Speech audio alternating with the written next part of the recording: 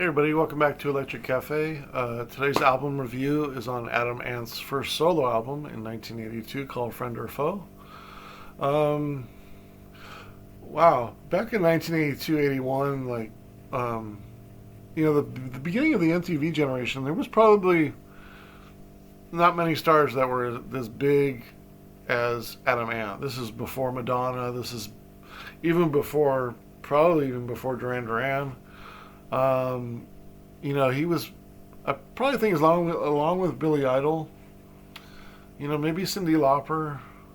Flock of Seagulls were big in the first year of MTV, but there was probably no bigger artist than on MTV the first year or so than Adam Ant. Like he was huge. Adam Ant had a lot of success, and he had like three or four number one hits in England in like 79, 80, 81 with Adam and the Ants.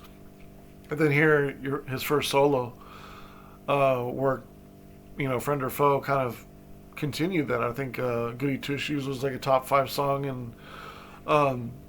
in UK as well, and I think broke the top 20 in America even. So he was just everywhere. He was just awesome look. Classic new romantic kind of look.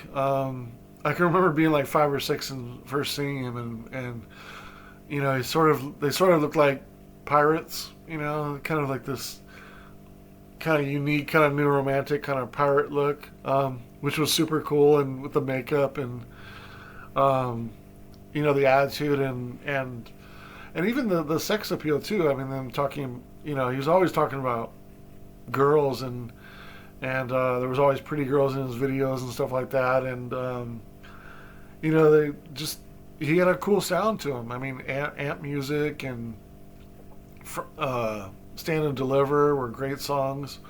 I actually like Frontiers. I'll probably do Frontiers. I do have that album as well. I'll probably review that album next, but I figured I'd start with Friend or Foe. After this, I think during this album too, sort of the recording of his, he kind of, there's a little bit of me that thinks he kind of ran out of steam. I wouldn't say his shtick, but his sound was sort of getting a little bit tired, getting a little bit monotonous. There's some songs on here that sort of sound like the same, and he had a couple of more hits through the '80s, but nothing like the first early '80s. I think it was Strip, and I think that was Apollo or something like that was a hit, and then Room at the Top in the later '80s was a hit, and then all of a sudden, back in 1995, he comes back with that wonderful track, and that was kind of a top 40 track in America. It was just out of nowhere, like, oh my God, is Adam Ant like singing that? I remember I bought the cassette single. I always thought it was a really good song, wonderful, kind of catchy song. But after that, he pretty much disappeared.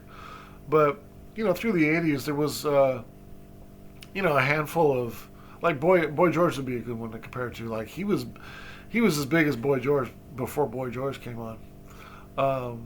There was that period of that sort of a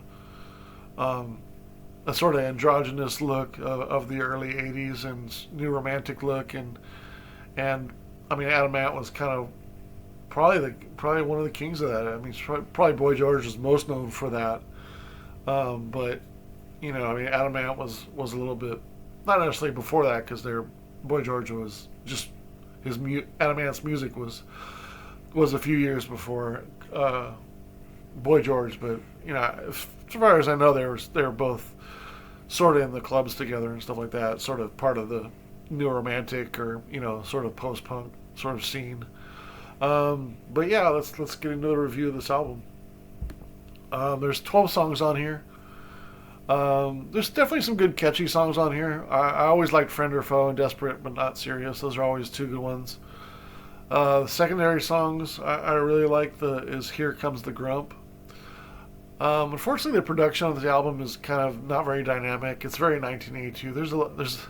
I have a lot of qualms with 1981 and 1982, like the production in those years, and I don't know what they were doing with, like, if they were doing any kind of mastering or what.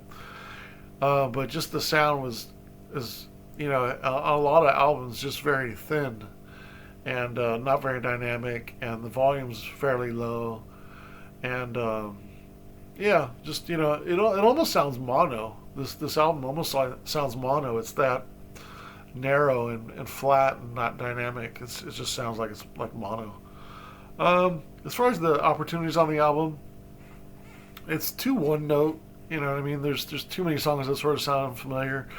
Not enough depth, and again, some songs are similar to others, and just kind of lacking. I think some more rock ones. There's two good rock ones in Friend or Foe, but and Desperate Not Serious. They kind of remind me of Amp Music in a lot of ways, but a lot of the other songs are very kind of basic and really don't do too much and kind of sound similar. Friend or Foe, I have 3 stars. Desperate Not Serious, I have 3.25 stars. Here Comes the Grump, I have 2.5 stars. Crackpot History and the Right to Lie, 2.25 stars. Man Called Marco, which is actually a really cool instrumental to end the album, I got 2.5 stars. Cajun Twisters, I like also 2.25 stars. But then the other half of the album is kind of rough. Something Girls, I got half stars. Place in the Country, half star. Excuse me. Hello, I Love You. I've never liked this song. I don't like it when The Cure cover it. I don't like it when Adam Ant covers it. I don't really like this song, the original either. I think it's very boring in one note. I got it 1 star. Goody Two Shoes, I always thought it was kind of cheesy, but I know it's a catchy song for sure. I got 2 stars. Made of Money, 2 stars. And Try This for Size. This one sounds a lot like some of the other songs. I give it 1 star. So it's kind of an up and down album, but kind of more on the lower side.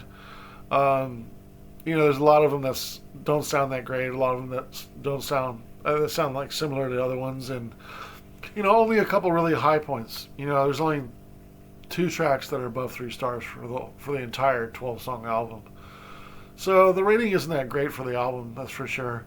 I do feel like Adam Ant's just kind of running out of ideas on this album, and that might be true because you can see the rest of his career after this album, or even this album and after is just is kind of lackluster compared to what he did with his first couple albums with Adam and the Ants. And so yeah, I have it 22.75 stars divided by 12 is a 1.89 rating for the songs, and on average, and then that ties to the middle 40s, and I kind of dropped it a couple points because I just don't think it's a very very good album at all. I have it so I have it a 44 out of 100, which is not on the lower side of not very good. And again, it's below average for his work too. So, not got a couple great songs on it. This kind of put him on the map in America, especially on this album. He hit in the UK a little bit earlier with Amp Music and Stand and Deliver, which I love those songs. By this one, he's kind of running out of steam. But yeah, 44 out of 100, just kind of below average for him, and just really not a very good album. A lot of kind of songs that sound the same, and really the high points aren't very high. And it doesn't sound like a very good album either. It's very flat, sounds mono, doesn't sound dynamic, not very well recorded, and there's really no depth in the album either. Besides that nice instrumental at the end, which is actually one of the better songs, is just this little instrumental at the end. But yeah, that's my review on Adam Ant's 1982 solo debut, Friend or Foe. Alright, thanks a lot.